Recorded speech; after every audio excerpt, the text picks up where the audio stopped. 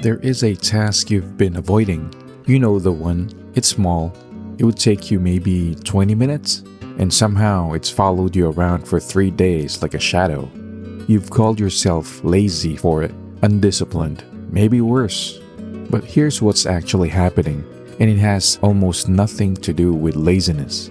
You're not avoiding the task. You're avoiding a feeling. Think about the thing you're putting off. The email, the form, the phone call, the gym. Now notice, it's almost never the physical effort stopping you. The email takes 5 minutes to type in. Your body can lift the bag and walk out the door. What stops you is something quieter. The email makes you anxious because you don't know how they'll respond. The form is boring and confusing, and confusion feels bad. And the workout reminds you how far you've let yourself slip. Every task you avoid has a feeling attached to it. Boredom, anxiety, self-doubt, frustration, and your brain, very reasonably, doesn't want to feel those things. So it offers you an escape hatch. Check your phone, open the fridge, I'll do it later. And the moment you avoid the task, relief. You feel a little better instantly. Psychologists who study this have a name for it. They call procrastination a form of mood repair. You're not managing your time badly. You're managing your emotions, trying to feel better right now in this moment. Researchers put it simply, it's not about the delay, it's about avoiding how the task makes you feel. But here's the cruel part. That relief, it lasts about as long as it takes you to pick up your phone, because the task is still there. And now it's bringing friends, guilt for not doing it, shame for avoiding it again, a little more anxiety because the deadline got closer while you looked away. So now you feel worse than when you started. And what does your brain do when you feel worse? It wants to repair your mood again, which means it wants to avoid again. You feel bad, so you avoid. Avoiding makes you feel worse. Feeling worse makes you avoid more. That's the loop. That's the whole trap. And if you've ever wondered why you procrastinate more on the things you care about most, that's why.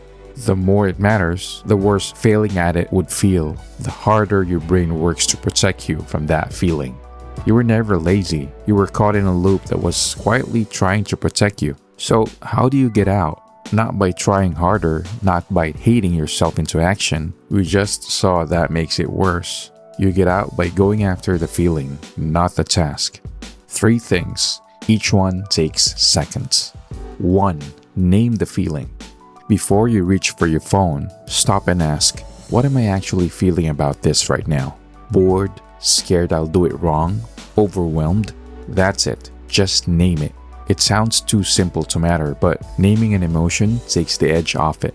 It turns a vague cloud of dread into a specific thing you can look at. You can't work with a fog. You can work with, I'm scared this won't be good enough. 2. Shrink it to 2 minutes.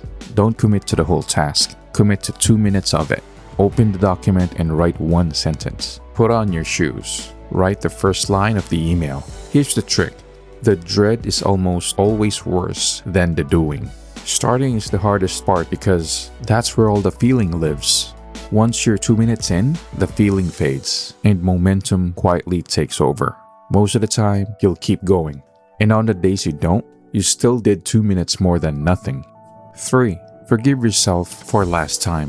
This is the one people skip, and it's the most important. There's real research on this. Students who forgave themselves for procrastinating before one exam procrastinated less before the next one.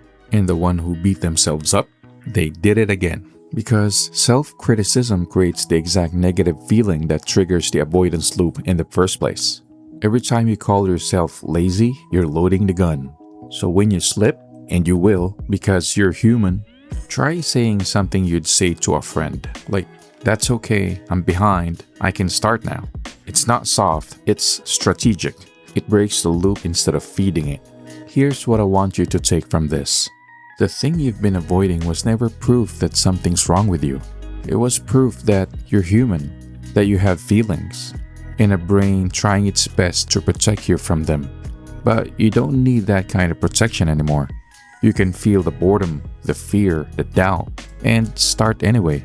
Not because the feeling disappeared, but because you finally stopped letting it drive. That task is still waiting. The small one.